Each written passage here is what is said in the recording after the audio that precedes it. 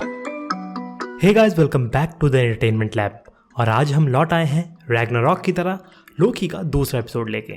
और इस वीडियो में हम ब्रेक डाउन करेंगे लोकी एपिसोड 2 का और बात करेंगे कुछ ईस्टर एग्स के बारे में और कुछ अनआंसर्ड क्वेश्चंस के बारे में भी। सो ज़्यादा टाइम वेस्ट ना करते हुए वीडियो स्टार्ट करते हैं। पर उससे पहले आप हमारे चैनल को सब्सक्राइब कर लें और बेल आइकन दबा दें ताकि ऐसी वीडियो आपसे मिस ना हो। शो स्टार्ट होता है और हम देखते हैं कि कुछ मिनटमैन अब 1985 ऑशकॉश में एक मेले में आए हैं और अब उनके कमांडर C-20 ही उन्हें मार देता है।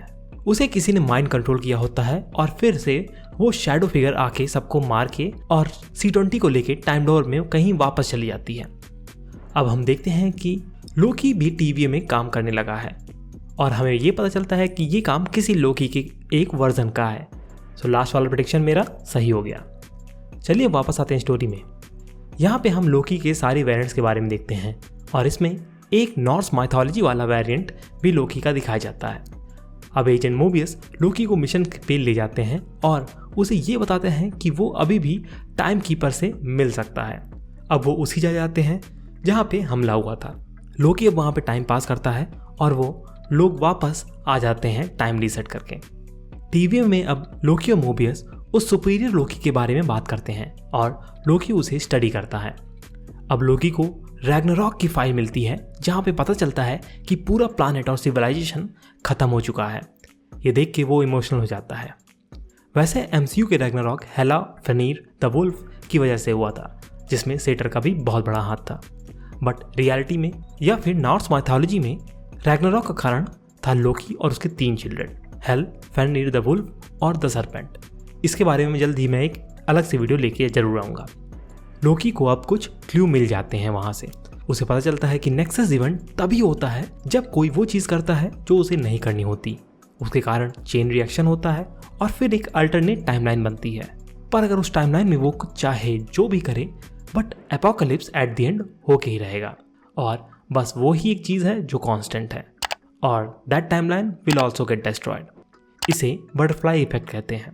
और फिर उसे ये पता लगता है कि वो वेरिएंट एपोकलिप्स में ही कहीं हाइड कर रहा है। अब मोबियस और लोकी 79 AD में पॉम्पी इटली जाते हैं। वहाँ लोकी अपनी थ्योरी प्रूव कर देता है और TVA में वापस आके मोबियस और लोकी आपस में बात करते हैं और उन्हें अलाबामा 2050 का लोकेशन मिलता है जहाँ पे वो विलन लोकी हो सकता है। दोनों अब मिनटमैन की आर्मी के साथ वहाँ जाते हैं। अब हमें वहाँ पता चलता है कि बैड लोकी वहाँ है और वो एक के बाद एक दूसरे बॉडी में ट्रांसफ़र करता है। अब लोकी दूसरे लोकी को अपना प्लान बताता है कि वो टाइम कीपर्स को ओवरथ्रो करना चाहता है और वो बैड लोकी को कन्विंस करना चाहता है कि वो उसके साथ आ जाए, बट वो डिनाई कर देता है। अब हमें ये पता चलता है कि जो कमांडर C-20 पहले किडनैप हुई थी, उसने दूसरे लोकी को टाइम कीपर्स की जगह बता दी है और वो कैसे उन्हें ढूंढ सकेगा ये भी। इसके बाद दोनों लोकी में फाइट होती है और बाद में हमें पता चलता है कि वो शैडो फिगर कौन था। वो लोकी का लेडी वर्जन थी और वो अपना लास्ट में टाइम कैप्सूल एक्टिवेट कर देती है, जिसके कारण टाइमलाइन में कई सारी ब्रांचेस बनने लगती हैं और एंड में लोकी लेडी लोकी के साथ टाइम डोर के जरिए कहीं भाग जाता है। सो ये सब हुआ पूरे शो में और हमें ये पता चला कि शो में वो शैडो फिगर कोई और नहीं बल्कि लेडी लोकी है। और ये भी पता चल गया कि ट्रेलर में दिखाई जाने वाली ये फोटो में ब्लैक विडो नहीं बल्कि वही लोकी है। सो यहाँ पे अगर आप ध्यान दें तो उसकी एक हॉर्न टूटा हुआ है और ये बिल्कुल कॉमिक्स वाले वर्जन की तरह ही है। यहाँ पे हम एगाथा का भी एक कैमियो देखते हैं और वो इतनी बड़ी मार्वल विलन है तो उसका कैमियो यहाँ पे भी बनता ही है।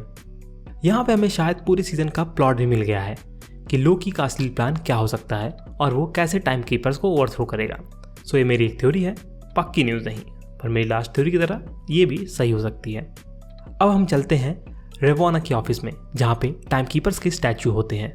मोबियस उससे कहता है कि वो कभी टाइम कीपर से नहीं मिला और शायद ये कि वो एक ही आदमी हो सकता है या फिर कोई एक आदमी जो उन्हें कंट्रोल कर रहा हो।